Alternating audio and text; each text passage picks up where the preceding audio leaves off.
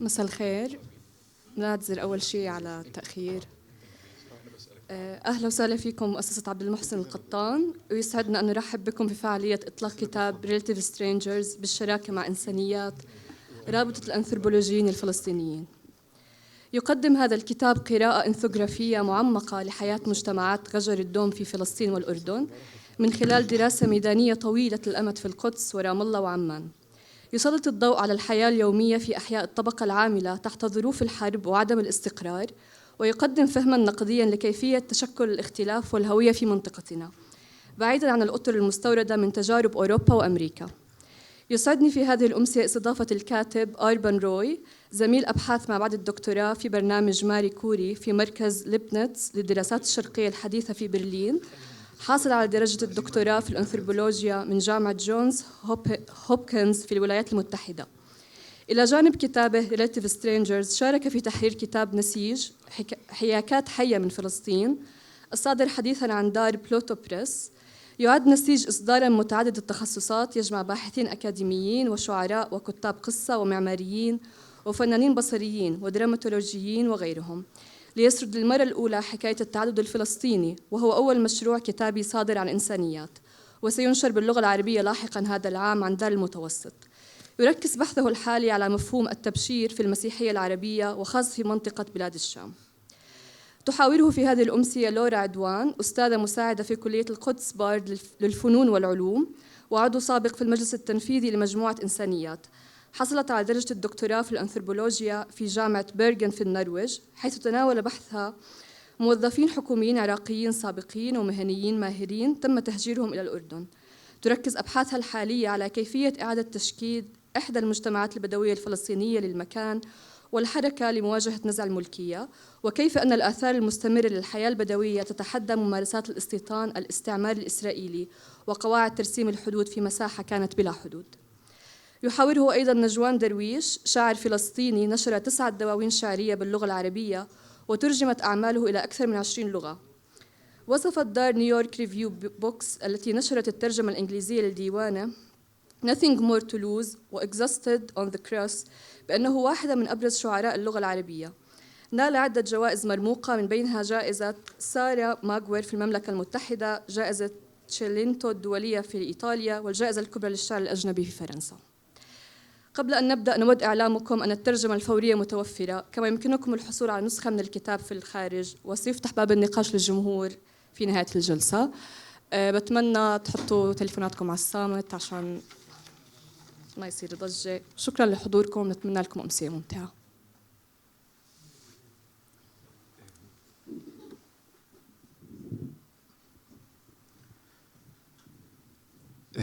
أنا راح أحكي جملتين بعربي قبل ما ببلش عشان مجاملات أجمل بعربي. أنا بدي أشكر أول شيء مؤسسة القطان، رولا ومحمود اللي أصدقائي من زمان بشتغل معهم هلا فترة طويلة، وصديقي الجديد روان، شكرا لك. وكمان كلكم إنه جيتوا، سليم خصوصا، وكمان لورا إنه أنت يعني قريتي الكتاب أول شيء، يعني بستنى بالملاحظات تبعك. ونجوان كمان كثير شرفني إنه قبلت العزيمة. طيب, okay, I switch to English now. So I want to start off by saying that this is, to possibly many people's disappointment, not a book about Romani people per se. It's a book about Palestinian society, and I think that should be clear as this conversation unfolds. The second thing I want to start off by saying was that this book came out of my PhD research, which started in 2015. I defended the PhD in 2021. I submitted the manuscript to the publisher in May 2022, and because academic publishing is very long and convoluted, the book was not published until January 2025. So there were 3 years between 2022 and 2025, and I had the opportunity to make the final revisions in March or April 2024. And that is to say that the situation in Palestine, of course, completely changed between when I started the project, when I submitted the manuscript, and when the book came out. And I tried, perhaps superficially, in those last revisions to reflect the new paradigm. So in general, the book reflects, let's say, a pre-genocide state of affairs. So the question I ask myself, and then I would like to actually think through with you, is this the book that we need now? Is a book about ostensibly Romani people the appropriate book in this historical juncture? The nature of anthropology, as some of you might know, is we take a small phenomena and we make it universalizable. We universalize it. In this case, it was the small phenomena was the Dom Romani community in Palestine, and the bigger universalizable projection is the possibility of an alternate pluralism in the world.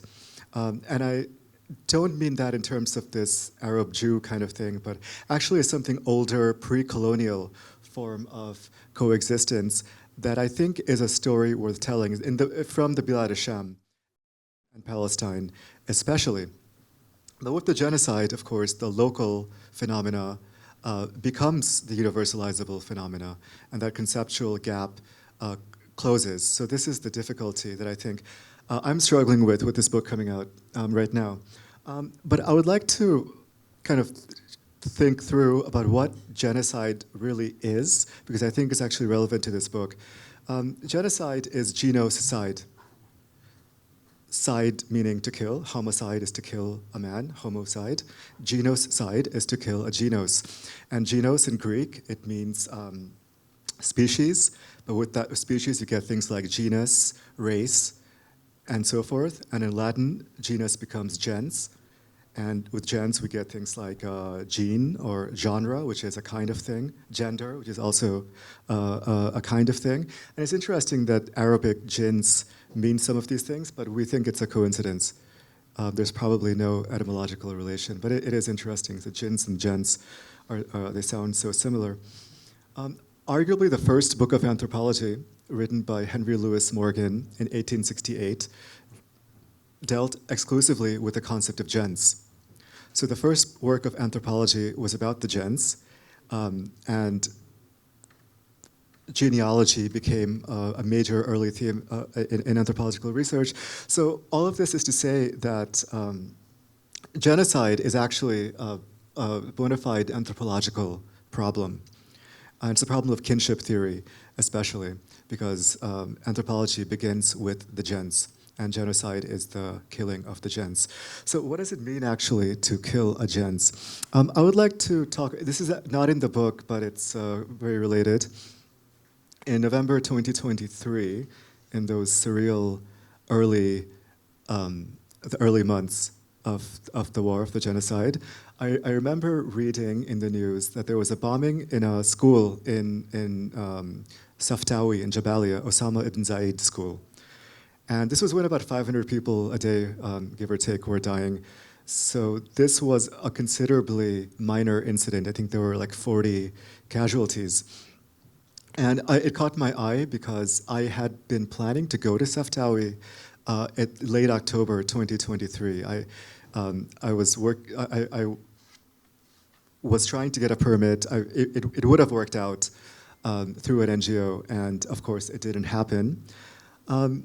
Saftawi, it's again a neighborhood in Jabalia, since the mid-1980s, mid to late 1980s, became the main locus of Romani settlement in Palestine, especially in Gaza. You had communities all over, but it became the main community.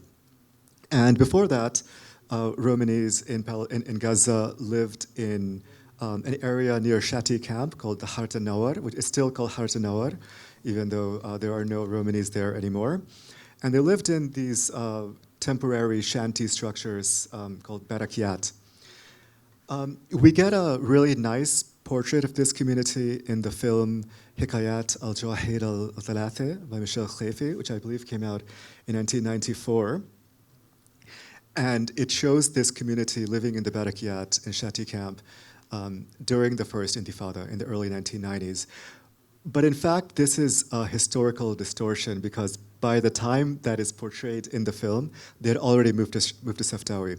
So it's a kind of historical distortion, but it's not a big deal. But this distortion is important because when I talked to Romanis who lived in the camp days, they think back on it with this kind of exaggerated nostalgia. Kanu ahla yam, they were the sweetest days, they would tell me. And I know from my research in Jordan, where you still have Romanis living in Barakiyat, it's actually very difficult to live in Barakiyat. There's always, in the rainy season, rain coming in through the roof. It's very cold in the winter. There are rats at night. So when you say that when they say that it was kind of ahla yam, it's the work of it's a distortion of nostalgia, and I'm reminded actually of the anthropologist Ghassan Haj, who wrote a very nice ethnography recently in the last few years about the Lebanese diaspora. He found that many people in the Lebanese diaspora are nostalgic about the Lebanese Civil War because that's when they were together. They were huddled in the same room, and taking shelter from the bombs. And retroactively, this becomes something they miss because now they're mutashatatin.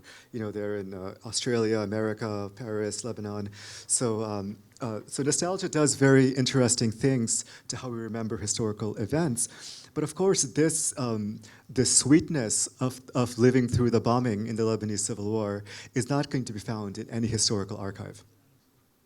Right? It only lives in these stories that people tell. So there's this narrativizing work of nostalgia, but soon nostalgia becomes, gives way to old age, senility, memory loss, death, and so forth. So, and this is especially the case with non-literate people, which Romanis for most of history were, which is not the case anymore.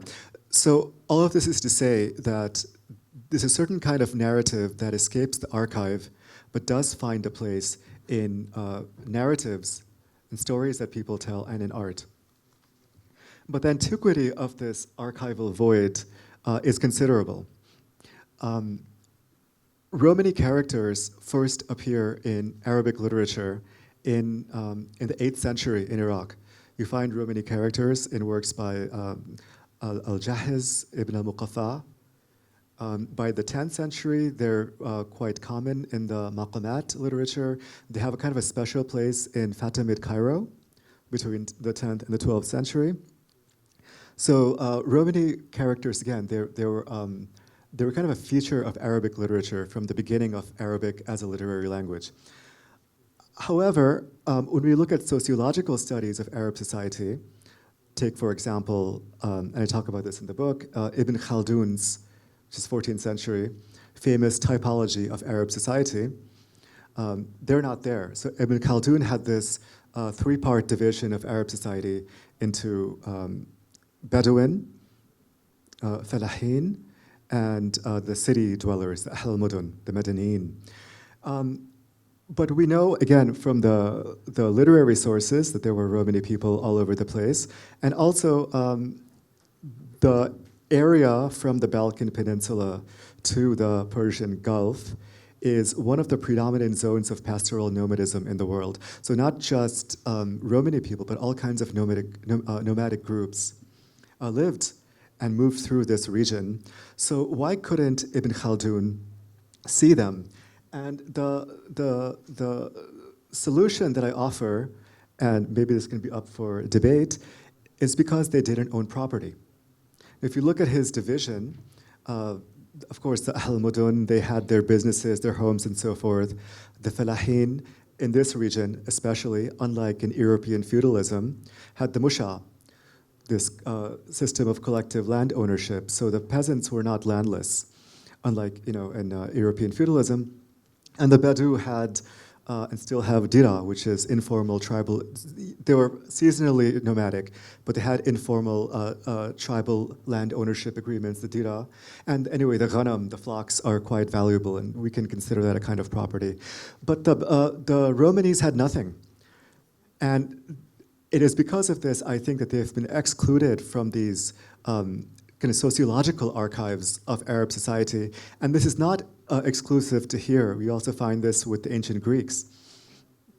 All the Greek philosophers considered property a precondition to being a member of society, and even in Athenian democracy, if you didn't own property, you didn't have the right to vote.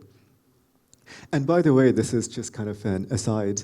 I've been thinking about how a certain radicality in politics appears in certain places and not in others. This is really, off the topic, but why has Gaza been a hotbed for resistance?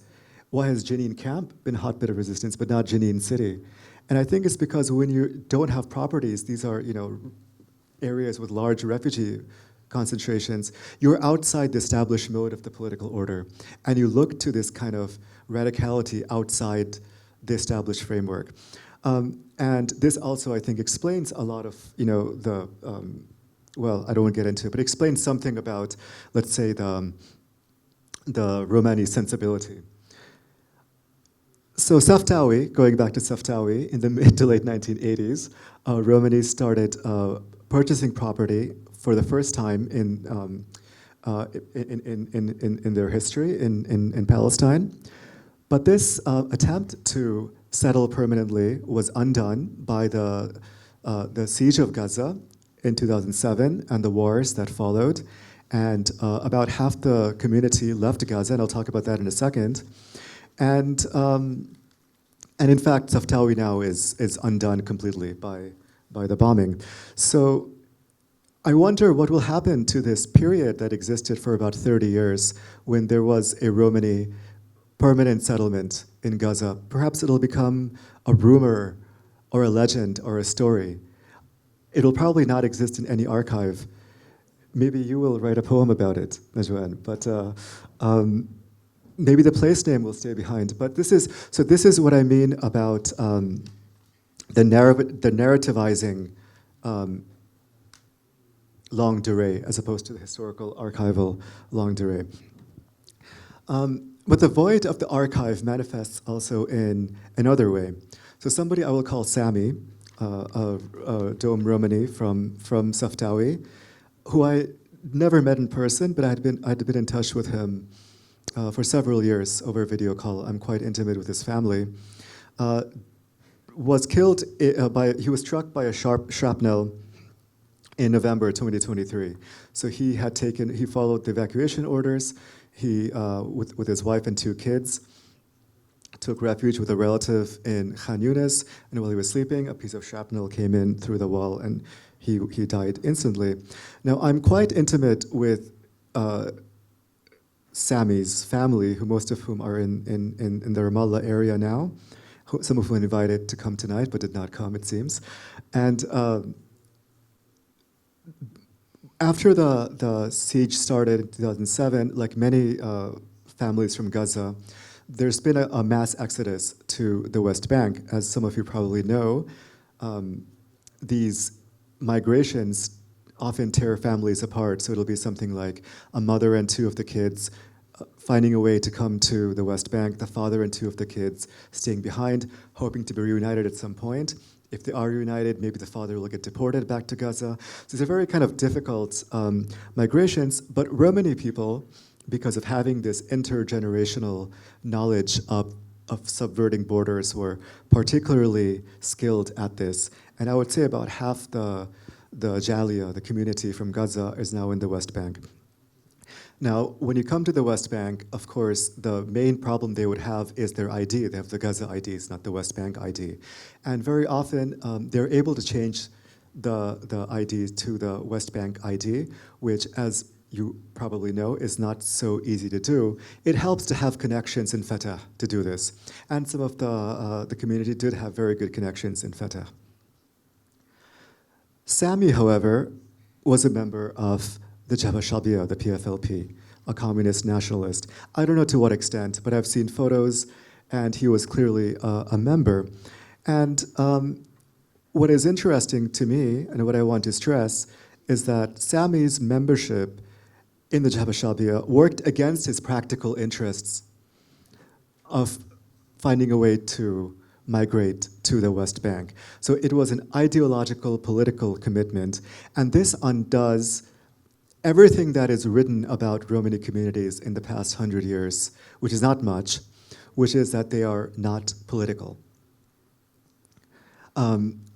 What I always stress is that politics is not a vocation that one chooses, especially in moments of emergency. So again, with Sami, this political life of Romani people in Gaza also disappears before it's actually even able to enter the archive. And in the book, I talk about cases of some martyrdoms of domes from Jerusalem, some of whom died mysterious deaths, but nonetheless, the families expressed these incidents through the idiom of martyrdom, of istishhad. And some have photos of politicians in their homes, some, sometimes regalia celebrating martyrs and so forth. So all of this is not a case of Romanis performing politics qua Romanis, as Romanis. It's a performance of politics as generic Palestinians without flying the ethnic flag of what kind of Palestinians they are. And this is really what I mean by an alternate pluralism, in that it is a pluralism that is kind of woven into the texture of society where it's not clear who is who. You will not know that a martyr is a Romani martyr by looking at them or listening to them, but it requires an intimacy with the subject, with this person, to realize who or what this person is, what their village origin is, what their class distinction is, what their religious affiliation is, if they're Romani or not Romani, and so forth. So the proposition that I make, and I think it might be contentious, is that the main unit of difference in distinguishing what kind of people we're dealing with in everyday life in Palestine is the unit of the family. So the family being the main unit of the difference, this institution that and what we do in anthropology also is we take something very familiar and we make it this big theoretical thing. This concept of the dar, which is something so adi, so normalized in Palestine, I think is actually a very interesting concept. It's the index, it's the fahras of who or what is in society. I mean, of course, dar meaning literally house, but also meaning family, but also indicating things like political integrity. Like this dar they're good politically, this one is not so good politically. Religious piety, scholastic or professional merit, their adab or decorum, akhlaq, morals, manners, tarbiyah, upbringing, and so forth. It's kind of like your hawiyya, right? And but crucially, the inner workings of this dar will always remain unknown. It'll be a mystery to anybody who doesn't belong to it.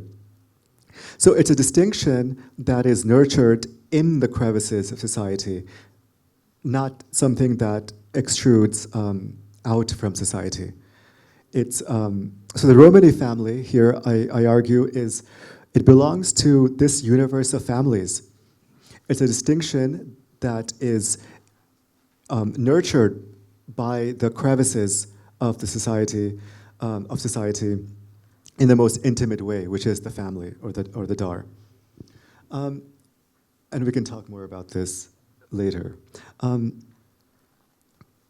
term that I propose to theorize the importance of the dar in society is mnemonic difference. Mnemonic meaning coming from the mind.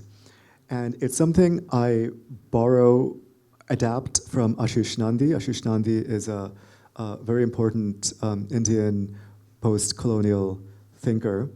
And Nandi proposes something he calls mnemonic cultures. He contrasts mnemonic cultures to something he calls lithic cultures, lithic meaning stone. So an example of lithic culture that he gives is something like the Judaic tradition, right? So God gives the 10 Commandments and they're directly recorded on the stone tablet. There's no delay, right? It's from God to writing directly, right? And the contrast to this is this cultural tendency to keep things in the mind and not in the archive. Now, of course, you have both tendencies in all cultures, but Nandi thinks that mnemonic cultures were, at some point in the past, maybe prevalent in Europe, but Europe has kind of switched to this lithic mode of being, whereas you still find mnemonic cultures in the global south. And mnemonic cultures, according to Nandi, are cultures those whose records of their self-definition, creativity, constructions of the past and future, and experiences of suffering belong entirely to the realm of memory. They are recorded on a mnemonic ledger, a daftar, which is transmitted across generations through things like family legends, through grandparents' tales, through local superstitions, through stories, and this is, anyway, you get the point. And some examples of this that I find in Palestine are people who will say, like we came from Spain, we came from Al-Andalus. If this were true, I think 90% of Palestine would be from Al-Andalus. But of course, some families came. But regardless of whether this migration is true or not, in a narrative sense, it connects the place of Palestine to the history of the Islamic empires across time and space. So it creates a narrative bridge that I think is as valuable as any historical truth. Or take, for example, and this is something that a friend of mine told me, my mother is Bushnak, my mother is Bosnian, Immi Bushnak. And of course, there was a Bosnian settlement in Caesarea, and Bushnak is a possible kind of Palestinian. But what's really interesting to me is that she says, Immi Bushnak, my mother is Bushnak, I am not Bushnak. And the reason for this is because descent follows the rules of patrilineal kinship. Had the father been Bushnak, perhaps she would be Bushnak, but this Bushnak identity terminates with the mother. So here, mnemonic difference is still bound by the laws of kinship, which for me is very interesting. Or take, for example, the case of a handful of families from Nablus and Hebron especially, who are well known to have converted from Judaism to Islam in the late 19th century. There is nothing left of this 1,000 years of Palestinian Judaism except for a family name, because people who know what this family name means and what it indexes, it actually carries with it 1,000 years of Judaism in Palestine before Zionism. So all of this is difference contained in the mnemonic ledger, exposed only by little signs, affects, dar, little signs, and the institution of the dar. So just to wrap up here, the kind of ethnography that I'm interested in doing is one that pays attention to these kind of diminutive, non-archival phenomena. I do this, in this case, through the case of the Romanis. They are the stars of the show here. They're the Shakhsiyat al-Kitab.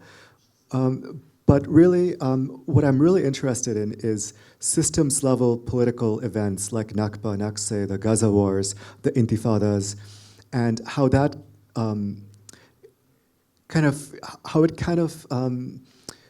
slips into or feeds into the difficulties people face in everyday life. All of that shape a certain kind of mnemonic subject. And through this, I hope to offer an alternate view of plurality and ethnic difference of the genos, actually, in Palestine and the Bilad al-Sham, that I think is actually an older form of pluralism than one finds in Europe or North America. So I will stop there and turn it over to, I don't know, to Laura or Najwan.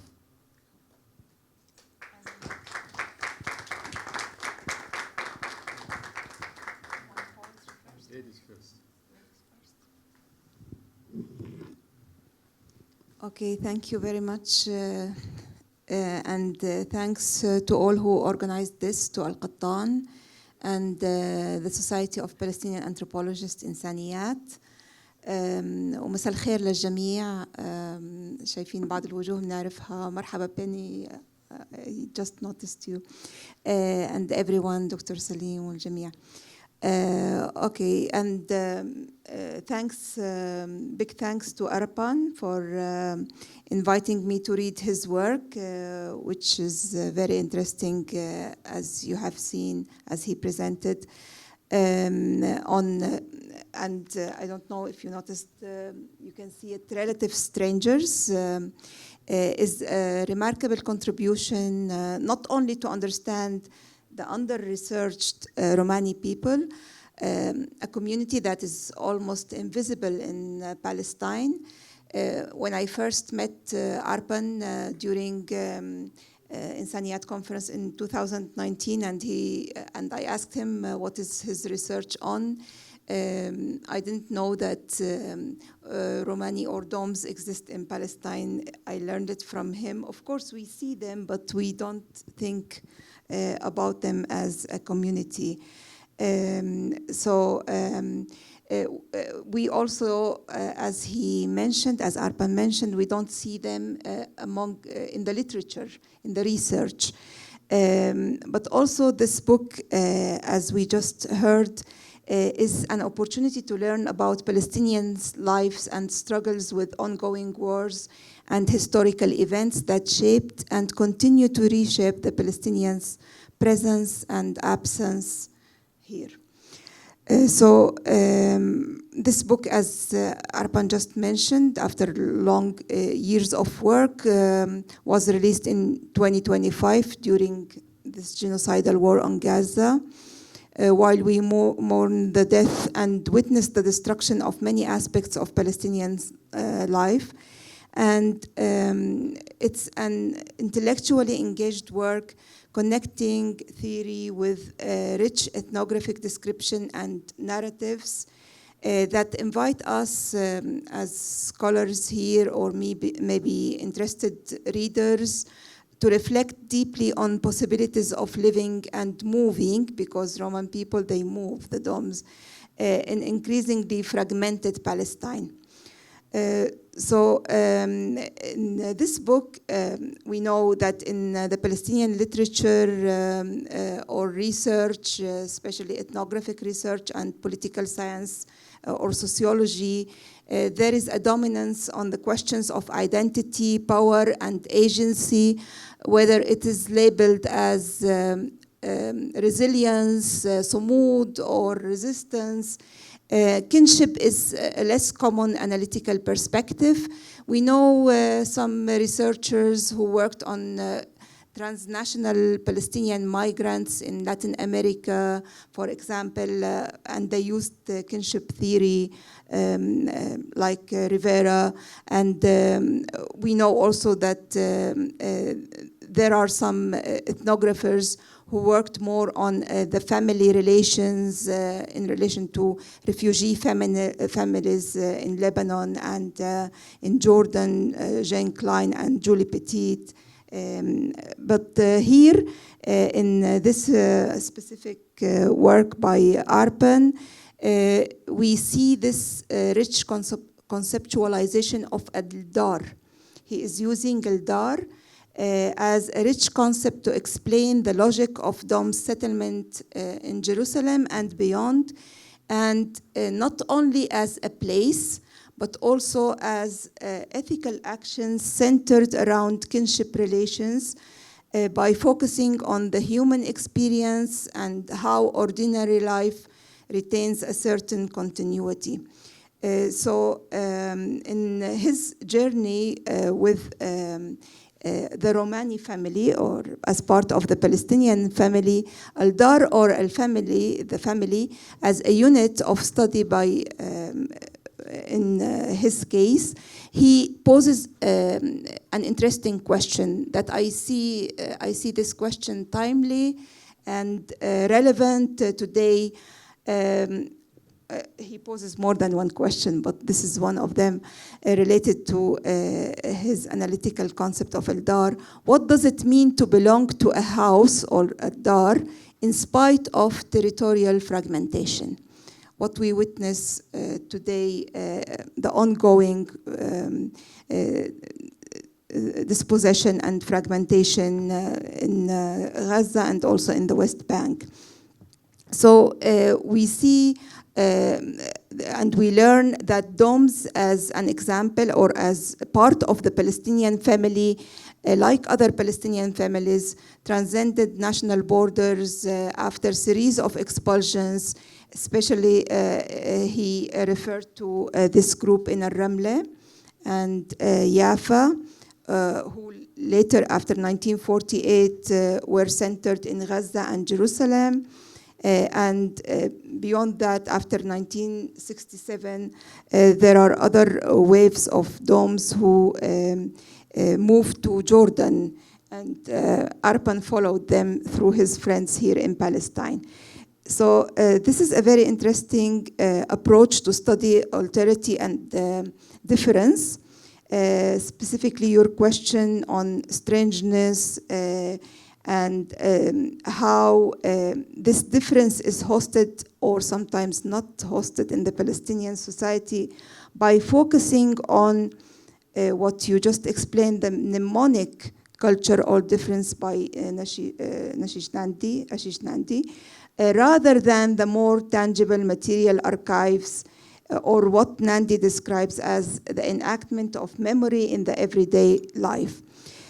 So we see that despite this territorial fragmentation, Bab Hotta is a central place in this ethnography in Jerusalem that continues to be a kind of a center for the Dom life, even those who moved to the working neighborhoods in around Ramallah and you call them work class neighborhoods around Ramallah and Jerusalem, in Kufr Aqab, in Al-Aisawiyya.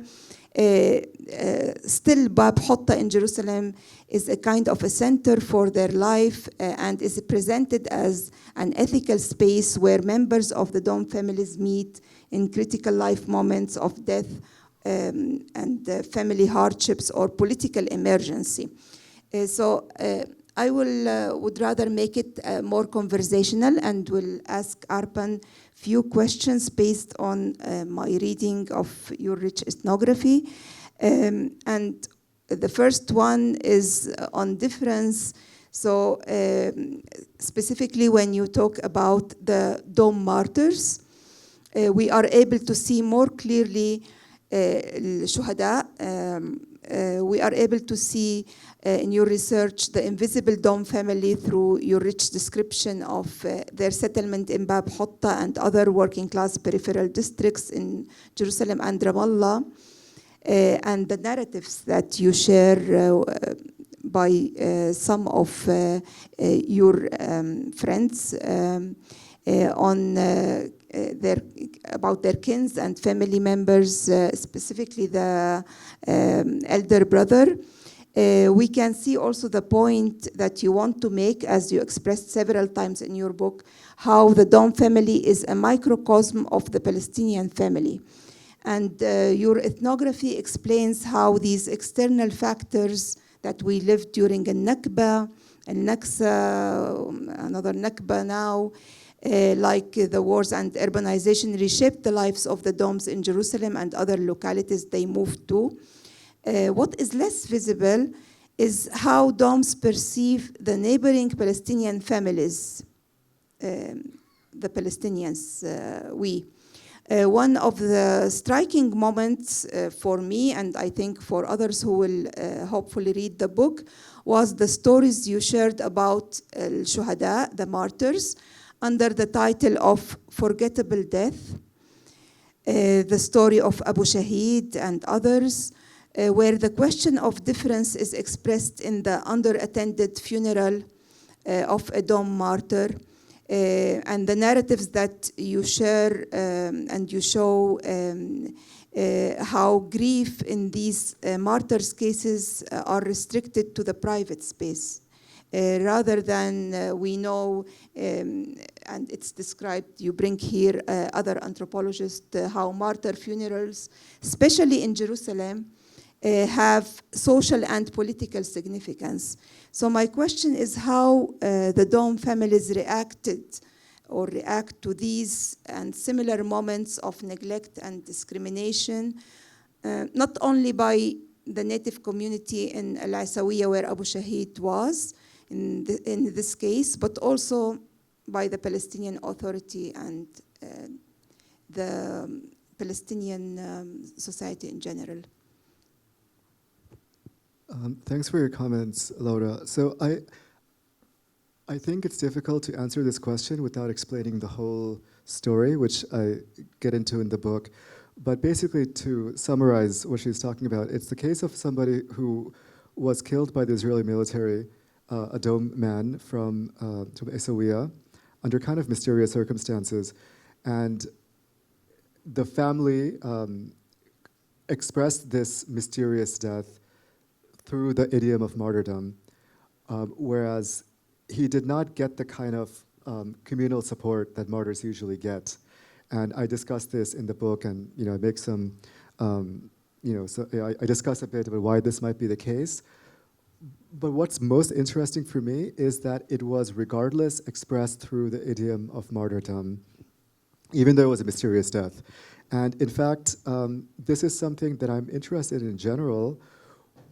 And it's something because I live in Europe and I lived in the United States before, where the assumption is that not every cause or even most causes are worth dying for. And this is simply not the case in not only Palestine, but anywhere the word Shahid has entered the vocabulary, which is pretty much every language from the west coast of Africa to Southeast Asia, up into the Balkans and beyond.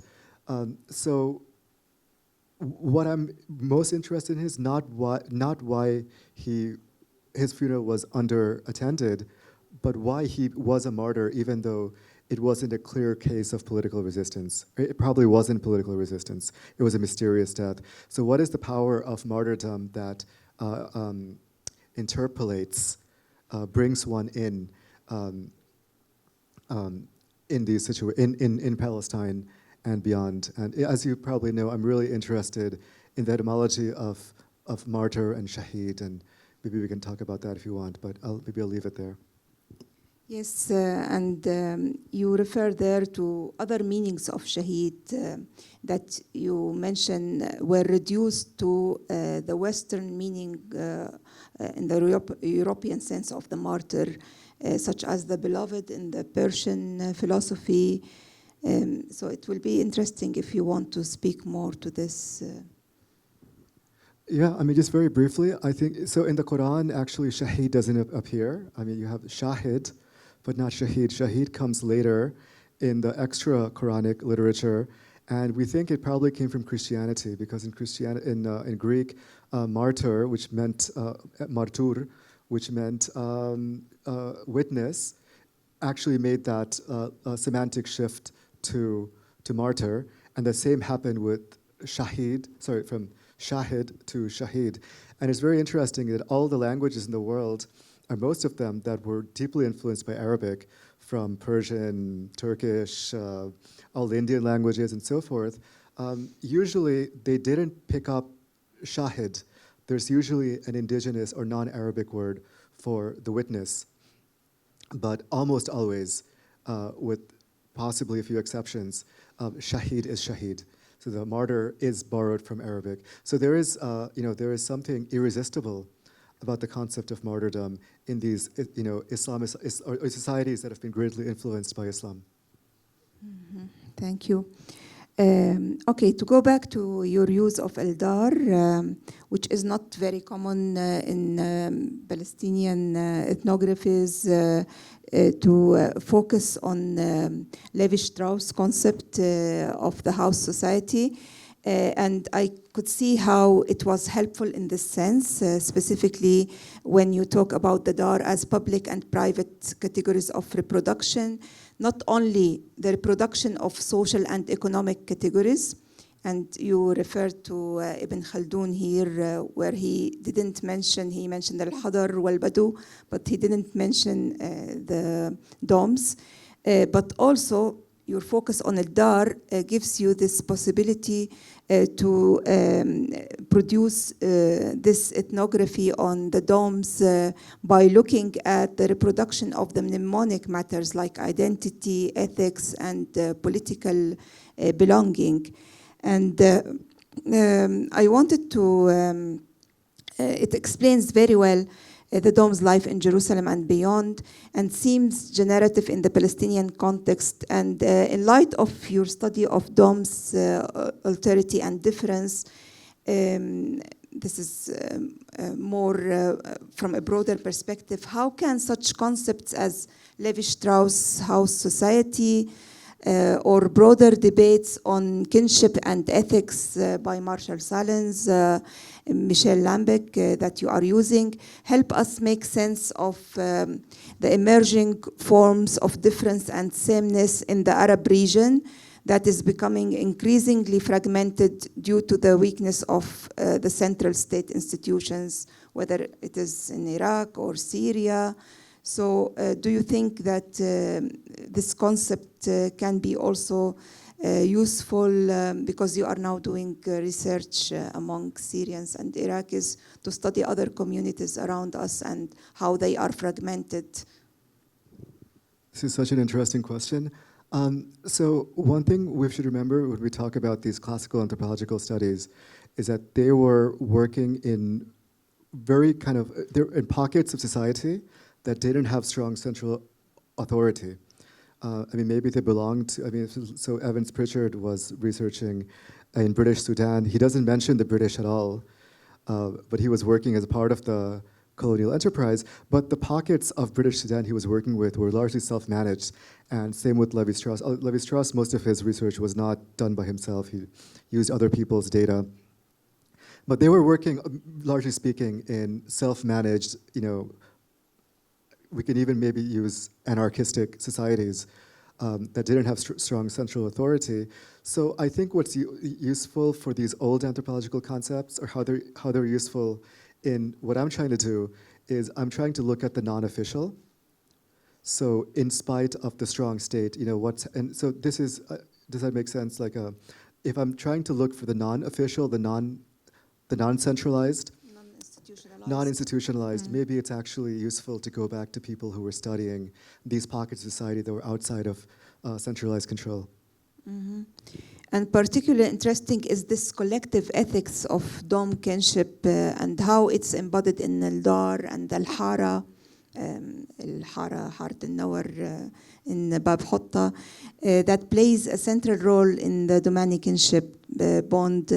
Compared also, you write about the ethics of egalitarianism, and there is a beautiful description, I forgot in which chapter, in page 83 of the Dom family, how war, political instability, and lack of material assets and property or welfare state institutions contribute to certain collectivism in families who are left to managing their own crisis. And I think that we are all in this region, even here in the West Bank, and specifically in the West Bank, we are left to do these things as families. But it's interesting to see this collective ethics, how they share the DOMs you described, this collective ethics of sharing, including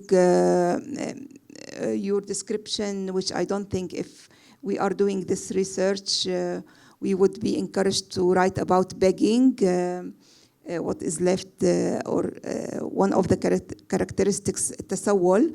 But they also share clothes, cigarettes, Facebook accounts, and other aspects of collective life that we see today in this rising neoliberal ethics of consumption, how the extended family, our Palestinian family, became more smaller units.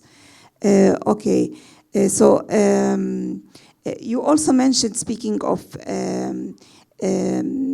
your theoretical perspective in the afterwards, you referred more directly to what you described as your stubborn decision to engage with conceptual frameworks developed in the global south, like Nandy's, Dumont's analysis of caste in relation to work. It will be interesting to hear more about this epistemological possibility. How did your choice to focus on mnemonic difference or culture rather than the more common way to explore tangible practices and material archives could contribute to understanding the nesige of the Palestinian society or the societies in the region compared to other tools and concepts used in the liberal multiculturalism discourse, specifically the concepts of minorities, sectarianism or sects, or the more favorable cosmopolitan societies? Thank you. It's a difficult question to answer briefly, but I start with the reality that the term minority, it's used now, but it's a relatively new term in this region. And what we consider, the people we consider minorities, let's say Christians, have historically rejected this term. In Egypt, it's a very famous position of Coptic Christians, that we're not the minority of anything, even though, I mean, statistically, they are maybe like 10% or something. But no, we built Egypt. You know, Egypt is nothing without us. How can we? In Syria, you find a similar attitude.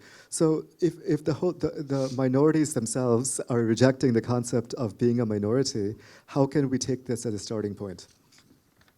So I think we have to look for new theoretical paradigms. And I, by chance came across this this concept of mnemonic cultures from Nandi. And I guess this is why I was attracted to it, because I think we should be looking for not, why take from concepts that are already de facto rejected here. So it's a kind of a looking to elsewhere. And I'm also committed to this project, and I'm trying to do it more, because in this book I rely mostly, in fact, on European thinkers, is to think across the global south. What can India show Palestine? What can Palestine show Brazil? What can Brazil show Indonesia, and so forth? And I think if we start doing this, we'll find very interesting results. Yeah, I appreciate this. It's very good to maybe we should do more of this. Palestinian anthropologists and anthropologists writing about Palestine and researchers in general. This is an expected question. Speaking of epistemological possibilities to study Palestine, and you refer, of course, to Israeli subjugation, shatat, and exile. And in other places, you use colonialism and colonial to describe the Israeli policies and practices. But I noticed that you didn't use the most common framework, settler colonial framework, in the most common in academic studies of and on Palestine. In your opinion, my question is how or where is settler colonialism theoretical framework helpful, or maybe not helpful, in understanding the Palestinian experience with dispossession and geographical fragmentation?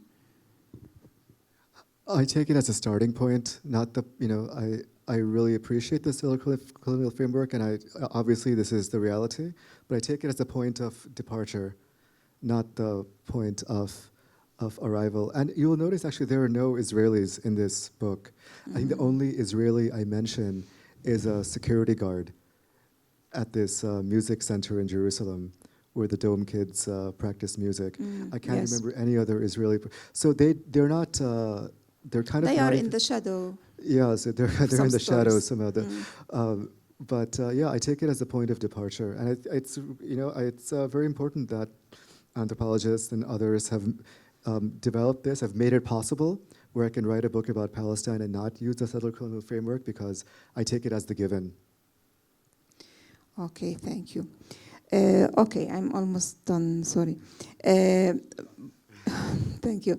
Okay, so to go to Jordan, where I also did my research with Iraqis, you bring in the Palestinian Dom families in Jordan, and you write, I will quote you here, I'm interested in exploring, on page 109, whether something of the social structure lost under the weight of Israeli subjugation, here you mentioned Israel, might somehow survive in the Shatat, the Palestinian experience of geographical fragmentation or exile, as a mnemonic relic of a lost Palestine.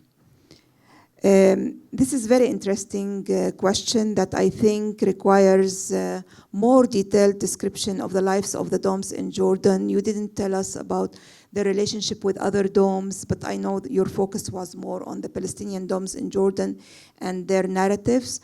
Can you explain or give examples of, if you noticed, of what survived as a mnemonic relic of a lost Palestine, as you beautifully termed it? You find this in the earliest Palestinian anthropology, like Rosemary Sayegh. You know, she had this thing about how like Palestinian refugee camps in Lebanon were organized by Palestinian villages. Mm-hmm. Do you remember Yes. this? Mm-hmm. So They are like this everywhere. yeah, and Yarmouk was the same. Yeah, because I grew up in a Yarmouk refugee camp also. We have our Harat,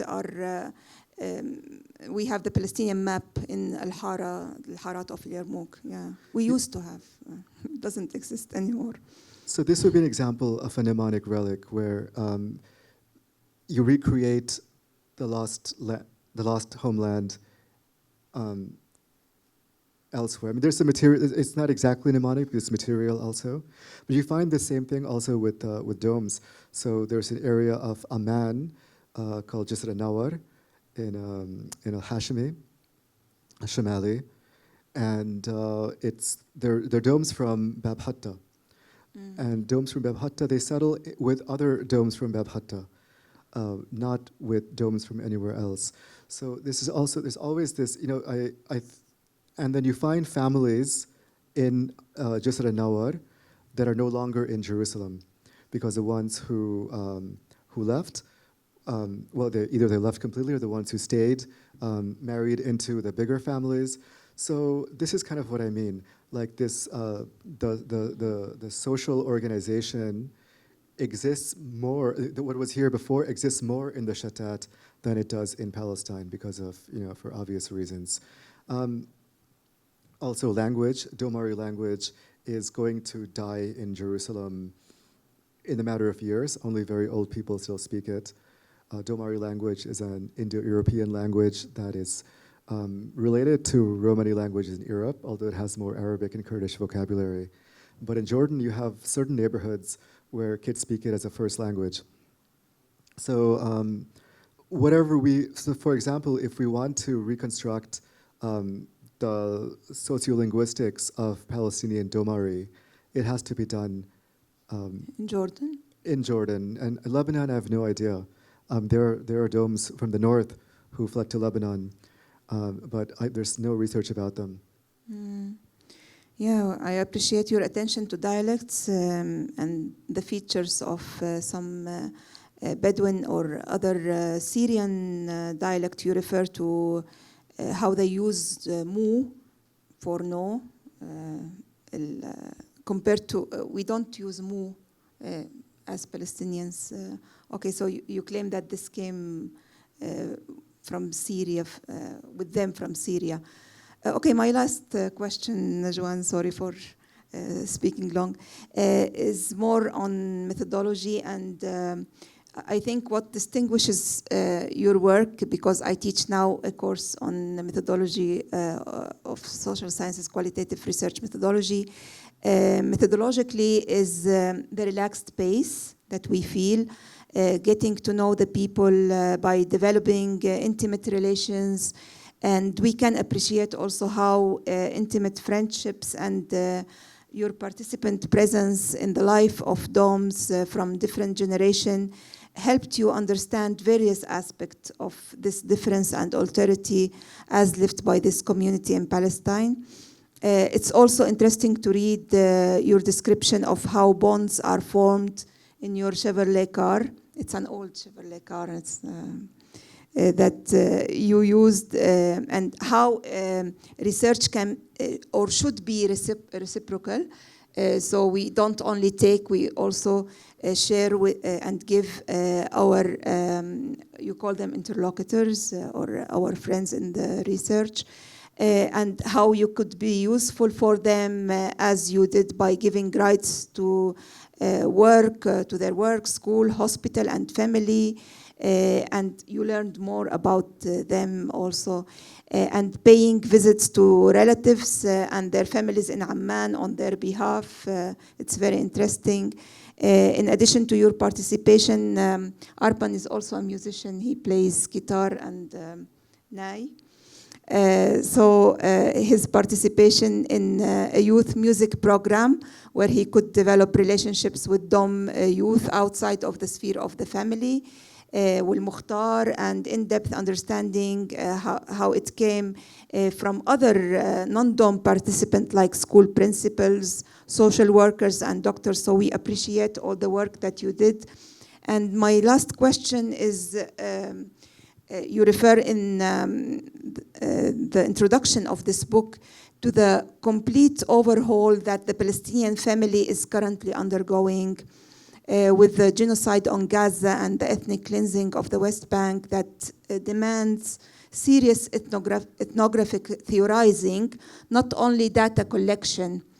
From your experience in doing research in the region, can you share some practical suggestions to enhance ethnographic research with the increasing fragmentation and restrictions on mobility in Palestine, as well as what we are witnessing today, the targeting and silencing of students and academics in the West, and here, of course, we are silenced and silencing ourselves. I'll start with the second thing. I think I will surprise you by saying that I think it's a positive development, the silencing of pro-Palestine voices, because it means that it's actually doing something. It's a threat. If the speech is not threatening, they wouldn't silence it. So it means that we're at a critical stage. I have colleagues who are open Marxists, or they talk about Hindu fascism in India, and they have no problem getting prestigious jobs and media coverage. So I don't think there's going to be a Marxist revolution in the United States anytime soon, maybe in the future. I don't think the Indian government is under any kind of threat of being toppled by a popular revolution. So you can say these things, but the fact that now it's such a critical moment of anti-Israel activism or pro-Palestine activism, it means that actually we're in a very critical stage. So I think it's actually more important than ever to be vocal, because if you're not risking something, then you're not really, what are you actually doing? If you're not risking your career and or even your freedom, then it's probably not worth it. So I think it's somehow it's a good sign. Okay, good advice. Yeah. What was the first? It was more about how to do ethnographic research in the increasing fragmentation and restrictions on mobility. I know sometimes if we talk here about local and foreign researcher, it might be different. So for example, Arpan can rent a car with a yellow plate and move around, but I cannot do this. No offense, but I'm just describing. صعب جدا يعني ما في صعب جدا عليك؟ لا بشكل عام يعني so I don't know what to say. Yeah, because I have been trying to do this research in Al-Rashaida, and now there are 3 settlements on the road to reach Al-Rashaida. I'm unable to go there. So yes, I think we will go back to Insaniyat's impossible ethnographies. Okay, thank you very much, Arpan. Thank you, Laura. I hope that we all learned more. Personally, I did from your responses. And now to move to the more poetic side of it, Najwan.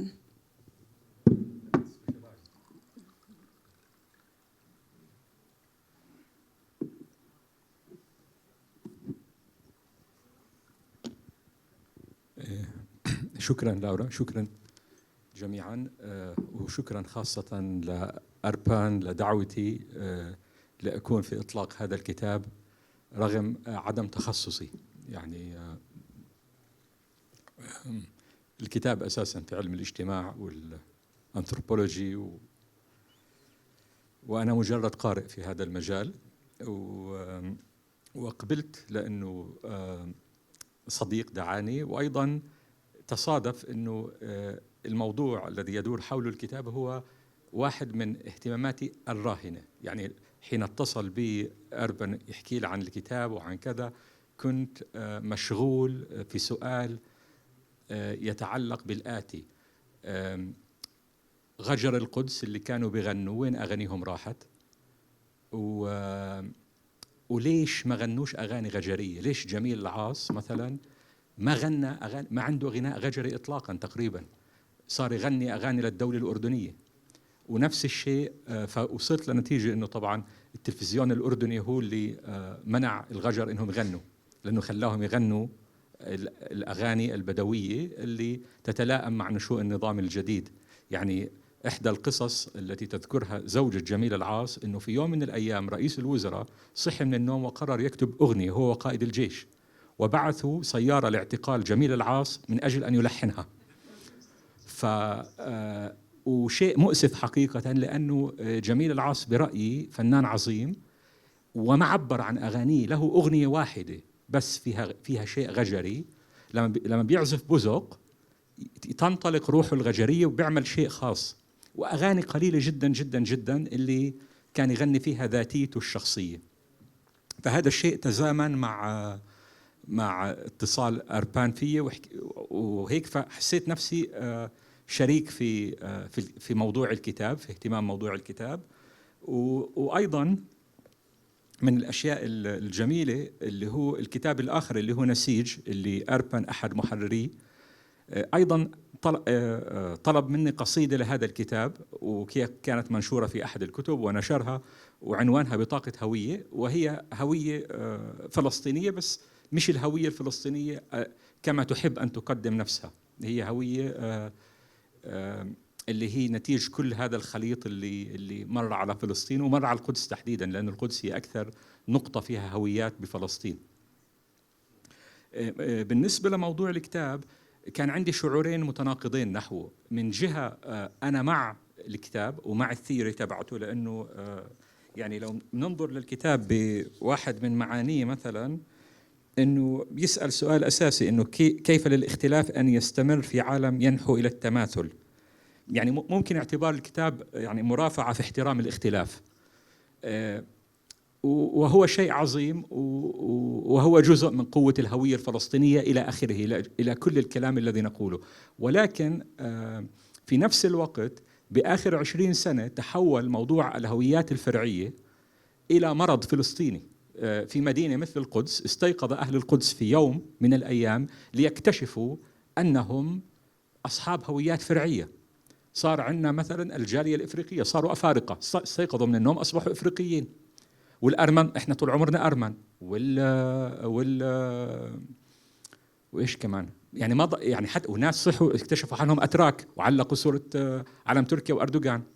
والأكراد رجعوا أكراد، وكل فيش حدا فيش. طب مين أهل البلد؟ وفي أحسن الحالات بقول لك نحن مقدسيين، باعتبار إنه المقدسيين إشي مميز، يعني هوية خاصة كمان، يعني إشي سبيشل. طبعا أنا أكثر كلمة صرت أكرهها كلمة مقدسي، يعني هاي بتزبط مع الكعك، كعك مقدسي أوكي.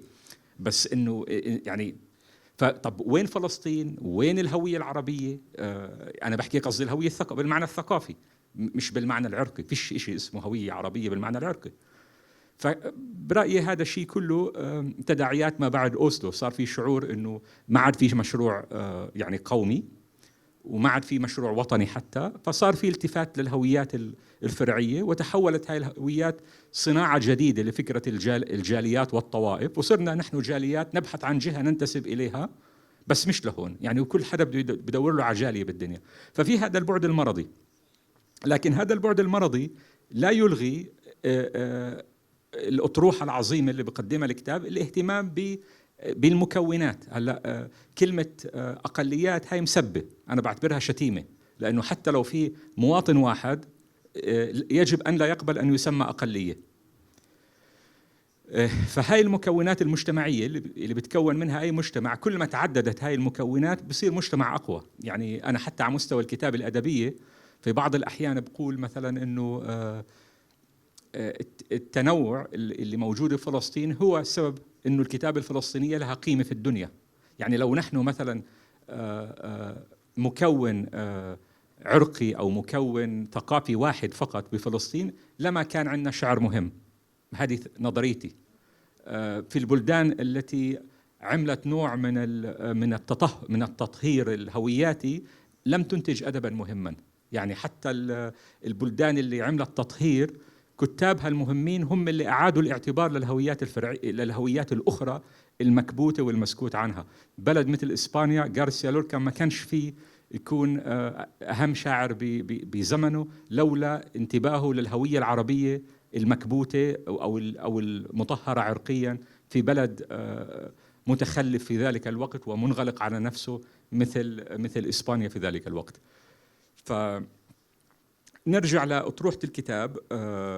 هلا الأطروحة بالنسبة لي فكرة القرابة فكرة كمان يعني بدها دراسة وموضوع وبدها نقد وبدها شيء. أربان عنده انفتان بفكرة القرابة وفكرة دار كذا.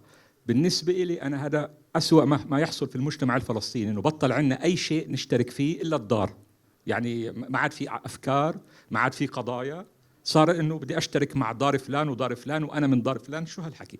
عموما هلا هذا طبعا اختلاف المنظور. هو بالنسبة له هذا الشيء عظيم بسبب اكتشافه إلنا. هلا الإشي الجميل في تجربة أربان إنها عين داخلية وخارجية في الوقت نفسه. أنا التقيت فيه لأول مرة قبل 13 سنة تقريبا بنفس المكان في رام الله اللي هو بيكتب في مقدمة الكتاب إنه سمع فيه إنه في بالقدس غجر. التقينا بنفس المكان، والتقيت هذا الشاب الذي يصف نفسه بالكتاب في بداية الكتاب. وفي بداية الكتاب عنده اعتراف خطير بيقول فيه كيف تخلص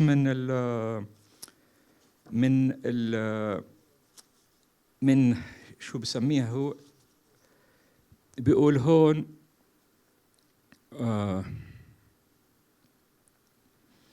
without knowledge of Arabic or Hebrew, I was dependent on the English-speaking elites of both Palestinian and Israeli societies to curate my experience of reality.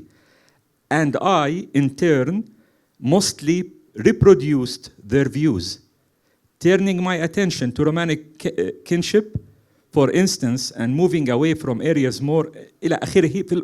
المهم بيقول إنه وصل لما يسميه linguistic independence from such elites اللي أنا حسيتها.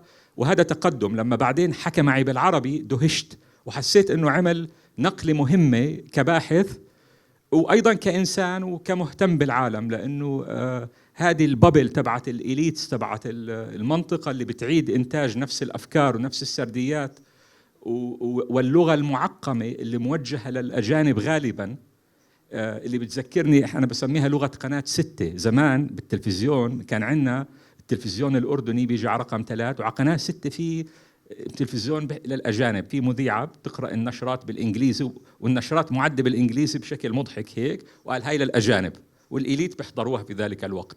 فكمان قناة 6 إنه هذا الخطاب الذي، وطبعا الكتاب بتراوح بين الخطابين. يعني في بداية الكتاب مثلا بيطلع معنا مصطلحات مثلا مثل إسرائيل بالستاين،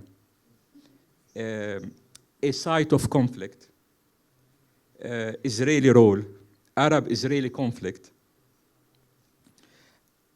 هذا الترمينولوجي. بعدين بندخل على مصطلحات أكثر جدية، settler colonialism، وبعدين بيصير بحس أنه هيك مسيرة نضج للكاتب، إنه كيف عم ينضج وعيه السياسي من الوصول للأخير. وباعتقادي انه اللغه العربيه لها دور كبير في ذلك، لانه صار يشوف الامور مثل بعين ابن المكان لما صار يحكي اللغه، وصولا للتحرير الاخير اللي انعمل على الكتاب، بين فيه انه في وعي سياسي افضل، ومش في وعي فقط، في كمان انه هو ايضا باحث بس كانسان يموضع نفسه يعني مع المكان الصحيح في التاريخ، لم يعد مجرد متفرج أو باحث، رأى أنه هناك قضية وهناك إبادة، وكباحث أصبح له موقف، والموقف مهم. هلأ فيما يتعلق بالأسئلة، الكتاب يستحق نقاش متخصص يعني على مستوى البحث، لكن أنا راح أسأل أسئلة صحفية باعتباري كنت صحفي زمان، والأسئلة الصحفية مرات بتكون بسيطة بس مهمة. يعني أنا مثلا اكتشفت مرة كان جون برجر جاي على البلد، سويت معه لقاء، أول سؤال سألت له، قلت له جون أهلك من وين؟ قال لي من تريستا، أجوا على بريطانيا، أنا خلقت ببريطانيا كذا. اكتشفت إنه طلياني، فحكيت لصديقه كمال بلاطو، قلت له جون طلع طلياني. قال لي كيف عرفت؟ أنا بعرفه من 20 سنة، ما انتبهت لهالشيء. قلت له سألته بكل بساطة. فأنا بدي أسألك عسيرة إخوتنا حبايبنا الغجر، أنت عندك أصل غجري؟ هذا سؤال، طبعا هذا سؤال انت اكثر مني. كيف؟ انا بعتقد انه عندي، بلا شك عندي عادات غجريه كثير، بس لانه الاهتمام في نظريه عندي انه الدم يحن على الدم. هل العلاقه الغريبه اللي بنيتها مع المجتمع الغجري في القدس مش علاقه طبيعيه، انت تقريبا صرت حدا منهم، صار عندك انتماء لهم وحبوك وصرت واحد منهم بدرجه ما. هل هذا مجرد يعني خيار ثقافي، ولا في شيء ممكن بالجينات او بالاصول؟ احنا اليوم علم الجينات عم بيحكي لنا انه ممكن الجد التاسع ياثر على سلوكنا الان، الجد التاسع لا نعرف من هو، ياثر على تصرفاتنا. فهذا احد اسئلتي يعني بالنسبه لك. سؤالي الثاني بالنسبه للكتاب، لا بس بسألك إياهم وترد براحتك. السؤال الثاني فيما يتعلق بالكتاب، الكتاب فيه خبرة كتابة، يعني صحيح أنه هو يبدو الكتاب الأول بس في تجربة. طب كيف يعني شو تجارب الكتاب السابقة اللي وصلتك لهذا الكتاب؟ يعني في لغة أحيانا بتصير أدبية شوي، وفي كتاب، مش الكتاب مش مجرد بحث، يعني في عواطف وفي صور وفي أشياء. فكيف تجربتك مع الكتابة؟ هلا عندك جرأة عالية كباحث، يعني في جرأة بطرح أفكار وبطرح نظريات وبطرح افتراضات اللي ممكن نقاشها، مثل افتراض انه الغجر اختفوا بعد انتفاضة 1987. هي بالمناسبة مش الأولى، هذا خطأ كمان بسموها الأولى، هي مش الأولى. كيف وصلت لهي التجربة بالكتابة؟ وشو كتبت غيرها؟ وهل بتكتب أدب غير العالم البحثي؟ والسؤال الثاني، بحثك القادم على أي منطقة راح تروح بالبحث؟ منطقة الشغف مش منطقة الشغل. يعني إذا عندك شغف في مواضيع بحثية، وين شغفك القادم بتشوفه؟ وشكرا. شكرا نجوان. بحكي بعربي طيب عشان الأسئلة كانوا بعربي. لا خلاص يعني دخلت العربي. أول شيء أنا بعرف منك إن جون برجر كان إيطالي، بس منطقي والله. كيف أنا تواصلت مع الغجر بهاي الطريقة إذا أنا مش غجري؟ يعني لحد علمي يعني. بقول لك فأنا بلشت البحث مع الغجر بالقدس في 2017. هذا يعني اكتشفت إنه في غجر بالرام، يعني خط رام الله بين رام الله والقدس، وكان عندي رقم تليفون واحد ورنت عليه وقلت له أنا جاي من جامعة أمريكية بعمل بحث عن الغجر بفلسطين، وكان شوي شاكك عني بس خلاص يعني صار كثير، بس باختصار لما زرته بالاخير لما يعني دق بالباب وفتح الباب، هو كان مصدوم انه كنت انا. شو هو فاكر جاي من جامعه امريكيه انا بكون ابيض ويعني كل هيك، ما عمره فاكر انه واحد هندي يعني بيكون موجود بباب الدار يعني. فشو اكتشف جوا الدار، هو كان عنده 4 صور يعني ببرواز يعني كبير، صور كبير. كان عنده ابو عمار، صدام حسين، غمال عبد الناصر، وأميتاب باتشان الممثل الهندي الأسطوري. فهو كان سوبر فان تبع بوليوود، وأنا متأكد إنه هذا الحميمية أنا وصلت معهم كان عشان هو كان سوبر فان بوليوود، وهذا كان حلم إنه واحد هندي like appears in his house. ف ما بعرف، هذا فكرت بهاي القصة. ممكن هذا برد سؤالك يعني. اوكي، معناته في تعاطف من طبعا طبعا مع المجتمع الهندي. طبعا انا عندي يعني هلا معظم انا مش كثير قريب من مجال دراسات رومانيه. في شو انا كنت انا شوي منفصل من هذا المجال، عشان معظم الدراسات الرومانيه يعني محوسين obsessed مع شو اصل الغجر. يعني اخر 100 سنه يعني، وانا انا بنتمي بميلينج ليست تبع الدراسات الرومانيه، وكل يوم وصلني ايميل ومعظم المقالات عن شو اصل الغجر، اصل الغجر. فانا مش كثير مهتم بالسؤال، بس طبعا يعني انا مهتم بنفس الوقت انه مفروض اصل الغجر الهند. فهذا يعني ما بركز بهيك بالكتاب، بس يعني بكذب اذا هذا اذا مش موضوع يعني كمان في انفتان بهذا الشيء. السؤال الثاني، أنا بعطيت لك قصايد شعر أنا كتبت، ما بعرف إذا بتذكر. بس بطلت أكتب يعني، بطلت يعني أكثر من سبب. فبكتب أدب لا، بس يعني كنت بكتب شعر بشكل جدي فترة طويلة، بس آخر 10 سنين وهيك مش كثير بكتب. بالضبط، والموسيقى كمان، فما في مجال بحياتي نكتب. بس بلكي برجع لي يعني، لما كنت صغير كنت بدي أكون كاتب روايات وهيك، بس ما وصلت هناك لسه. سؤالك عن أسلوب الكتاب، وصراحة أسلوب عشان وين أنا درست الدكتوراه بجامعة جونز هوبكنز القسم انثروبولوجي، هلا غير. بس لما أنا فتت 2015 كان شوي خاص بمجال الانثروبولوجي بالعالم، إنه كان عندنا يعني عشان البروفيسورز الأساتذة اللي كانوا موجودين هناك، فينا داس خصوصا اللي عندها أسلوب خاص اللي شوي يعني أنثروبولوجية فلسفية أدبية، مش بحث هيك يعني مجرد. فطبعا أنا مؤثر منها ومن كمان الأسئلة اللي كان عندي، فأنا يعني إنتاج وين درست. ومنطقة البحث القادمة صح، يعني هلا يعني المشروع الجديد هلا ببحث مش بس بفلسطين بس كمان ببلاد الشام. كان logical extension نقول بسوريا، بشمال العراق، بلبنان. وكمان هذا بيساعدني افهم فلسطين، عشان كثير بصير انه خصوصا الجانب اللي بيجوا لفلسطين للبحث بنركز بفلسطين وتجربه العالم العربي عن طريق فلسطين، بس فلسطين استثنائيه. فلما واحد بيروح لبنان، سوريا، الاردن، العراق، مصر، واحد شايف فلسطين بطريقه جديده. وانا كمان باخر كم سنه عم بشوف فلسطين بطريقة جديدة، طريقة عربية أكثر، مش ممكن عشان هيك يعني صار هذا التغير. كمان أنت حكيت إنه اللغة العربية غيرت تفكيري ونظرياتي. صراحة غيرت حياتي. يعني أنا مش أنا بدون لغة عربية وبدون فلسطين صراحة.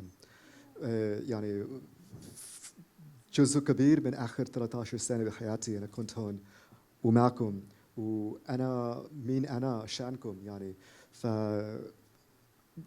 بتمنى إنه هذا يعني إنه الكتاب بيعكس هذا التغير كمان.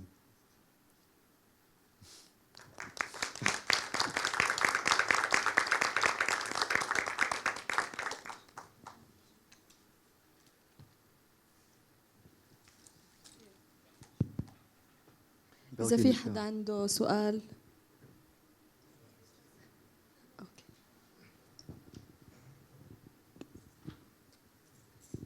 شكرا جزيلا لجميع المتكلمين ولأربان الذي رافقت معه مسيرة طويلة في عمله الأكاديمي والغير أكاديمي كمان. I want to start by asking you about a book, very important work. I suspect you know about it, but I want to ask you about it. It's called عشيات وادي اليابس. And it's a series of poetry and diaries by a Jordanian author called Arar. Arar is Mustafa Wahb al-Tal, who is the father of Wasf al-Tal. And according to Arar, the Nawar, the gypsies, are the soul of the Jordanian nation. And the book is about his relationship to the Ghajar of Jordan and the triadic relationship between Prince Abdullah, King Abdullah, Mustafa Wahb al-Tal, and the gypsies of Ashiyat Wadi al-Yabis, which is the region of concentration of Judea. And I think it's a very important in terms of poetic narrative to see how the relationship of the Ghajar to the Jordanian literati, not as the other, but as the soul of the nation. I mean, there's a process of othering which itself is very creative and reflective and has to do with rebellion, with the rebellious rejection. Now, my question is different to you. You mentioned Hart al-Nawar in Jerusalem, in Bab Hotta. And I noticed that you hardly use the term Nawar, except in the early part of the book. But I wonder why do you not use this term and how do you explain it? And also in terms of Bab Hotta, which seems to be a transient place in Jerusalem where everybody lived or lives. Everybody was, I mean, you have Africans, Copts, Christian Orthodox communities, Jews, and of course Sunni Muslims who lived there. And how this transient character begs to examine how the Roma sees the myth of origins. I mean, do they see Bab Hotta as a transient place, and how do they refer to their own origins? You mentioned how all Palestinians come from somewhere else. How do the Roma in Bab Hotta refer to their origins? Where are they from originally? And how does this apply to Jordan also, to the Gypsies or Romanis of Jordan? Thank you, Ustaz Salim. I think Najwan will have a lot to say about Arar also. I think I talk about him a bit in the book. I think it's really interesting that Arar was writing around the same time, or the same time exactly as Garcia Lorca in Spain. And they both saw Romanis as the antithesis to modernity and all that's wrong with modernity. And they saw in them as this like purity. And I like Lorca more. But I think Arar comes, there's a local context in which he emerges when they were trying to build a Jordanian identity. And he was, in that sense, an instrument of the state, or he was, you know, I don't want to say he was used, but he was actively trying to build Jordanian identity. And he used the Ghajar, the Romanis, in part to do that. But also, and I'm speculating, and I think this has to, maybe there's an article there somewhere that could be written about this, that Lorca and Arar, why did they emerge at the same time with the same kind of mythical project? I think that's something that needs to be thought through.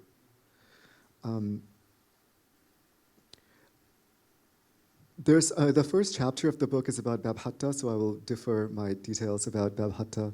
But as far as the origins go, there is a common shared origin story with the domes all over the Middle East, the Arab world, which draws their origins to the Harb al-Basus. And the Basus War. Yeah.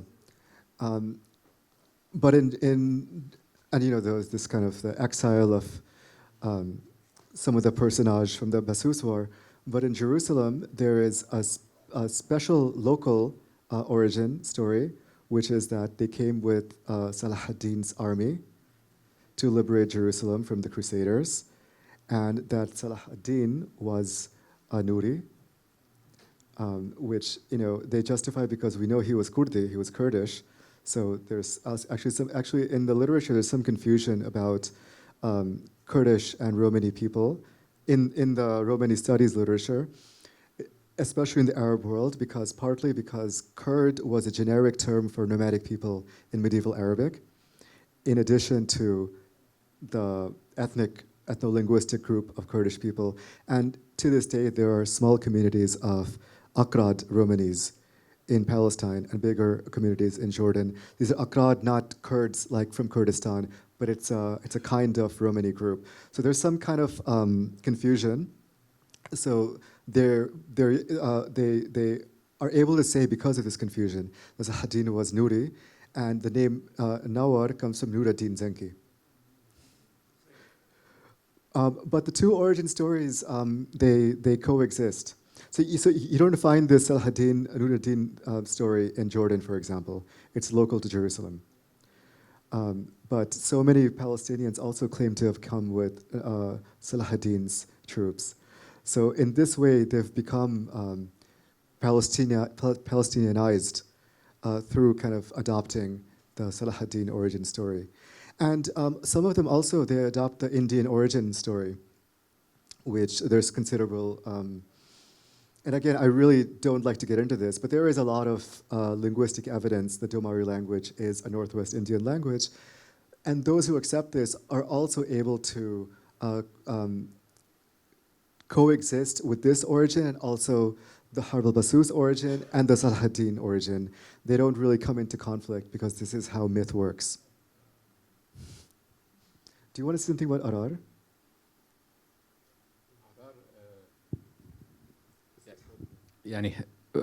In my opinion, his interest in gypsies is not a real interest. He was reading Umar al-Khayyam and imitating Umar al-Khayyam in such modest surrounding in Jordan. What he would find, the poor gypsies, to make his Khayyam fantasies. He was trying to translate Umar al-Khayyam. So this is his main influence. Lorca is a different character from different time and era and context, and it's hard to match them. It's impossible to match al-Khayyam, Garcia Lorca and Arar. Arar was like a kind of romantic poet, while Lorca was like in the heart of modernity. Well, it was me who made not him. I made the Lorca. Yes. Yeah.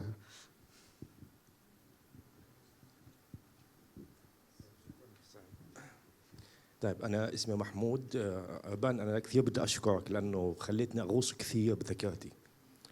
أنا فلسطيني من غزة، بدوي لاجئ بس ساكن المدينة، فهاي تركيبة شوي سيئة.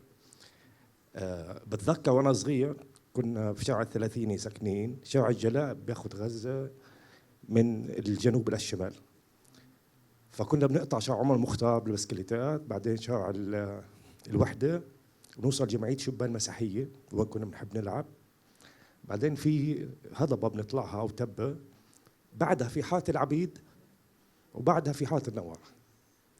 حارة العبيد هاي كانت في بيارة لعيلة الغفاري اللي اليوم حي الغفاري، وحي الصفطاوي هي كان بيارة لمختار الصفطاوي، مختار عيلة الصفطاوي. وهاي المنطقة اللي كانت تفصل مدينة غزة كمدينة عن مدينة جباليا، وهي كلها في غزة زمان كلها بيارات برتقال. فكان عادة اللي بيستقبل مجموعة جديدة بيحطهم في أرضه للاستخدام، يشتغلوا في الأرض ويرعوا الأرض ويهتموا فيها. فهذا كان البيئة هاي بالنسبة لنا اللي هي ما بعد جمعية الشبان المسيحية فيها عزلة. مش بس المجتمع بيعزلها، لا كمان هم كانوا بيحبوا يعيشوا بعزلة عن نفسهم. يعني أنا بتذكر في إحدى القصص اللي كنا فيها لما شاب صديق حب يتجوز صبية من العبيد، أهلها رفضوا، مش أهله اللي رفضوا، أهلها رفضوا حتى يحافظوا على كيانهم الاجتماعي. هذا واحد. لما اجت السلطة الفلسطينية من الشغلات المساوئ اللي طلعت نوادي الليلية على شط غزة كيف بالشكل التقليدي المصري، فكان النوعيات يشتغلوا هناك كويس. فكان هذا كمان انطباع اجتماعي زاد من عزلتهم في ذلك الوقت. وفي بداية الانتفاضة الثانية بال2000 بدأت الهجرة النوع من غزة باتجاه الضفة الغربية، باعتبار أنه امتهنوا الخدمة في الأراضي ورقص في النوادي الليلية. فكان في عدم تقبل اجتماعي مع صعود الإسلام السياسي في غزة في هذا الوقت، وهذا اللي شجع كمان لهجرتهم، إضافة للتوسع العمراني اللي صفت الغفري حي كله مساكن ما في ولا قطعة أرض فيها شجرة واحدة، وحي الصفطاوي صفى حي سكني عبارة عن عمارات سكنية ما في ولا قطعة أرض يعني. فتحولت بيوتهم القديمة اللي عبارة عن مش حيطان أو سور حوالين البيت، كان ألواح زينجو حوالين البيت. أمام المد العمراني شوي شوي يعني صاروا يبعدوا عن هذه المنطقة اللي انتقلوا بعضهم من هذه البيوت القديمة إلى شقق سكنية في حي الصفطاوي مقابل أن يتركوا الأرض اللي هم فيها لأنه ما كانتش ملكهم عمليا يعني. فأربان التكثير خليتني أروح بعيد كثير زمان يعني في ذاكرتي، وهذا كان أنا بوعدك أقرأ الكتاب لأنه حكون كثير مهتم في كيف وثقت هاي المسألة. وكمان هذا بيبين كيف انتمائهم للدار، لأنه ما كانش في انتماء للمجتمع أكثر، أو ما كانش في علاقة أكثر بينهم وبين المجتمع. مجتمع غزة شوي بعد 48 هي قصة لاجئ مواطن اللي صارت في أكثر من منطقة عنا. بعض العائلات المواطنين في غزة ما كانوا يقبلوا يزوجوا لاجئين كويس، وهذا أخذ وقت طويل لأنه مواطنة تتزوج من لاجئ أو لاجئة تتزوج من مواطن، وهذه القصة. وكان في بداياتها يعني خوف على الهوية، على هوية اللجوء مثلا، أو خوف على هوية المواطنة. وفي كان بعض العائلات بيعتبروا حالهم في غزة ولليوم بيعتبروا حالهم أغوات يعني بشوات في ذلك الوقت. وهذه التركيبة الاجتماعية يعني أنت خلتني أتذكر غزة البسيطة القديمة زمان يعني فيها. بس مصطلح شهيد بعتقد بحاجة لنقاش، لأنه بده لازم نرجع لجذره اللغوي مش جذره القرآني، لأنه مش مرتبط بالقرآن. فهو مصطلح اجتماعي إسلامي غير قرآني، فبجوز بدها شوية نقاش. شكرا كثير لك على هذه المادة. لا بالعكس، شكرا لكل هذه التفاصيل الإثنوغرافيك كثيرة مثير اهتمام. أنا للأسف أنا ما كان عندي فرصة أروح لغزة، فكل شيء أنا بعرف عن كان غزة ممكن أجيب لك غزة هون. صح. شكرا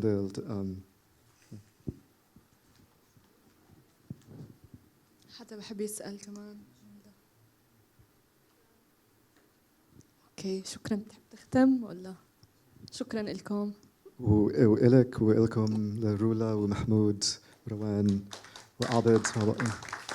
Najwan, Laura.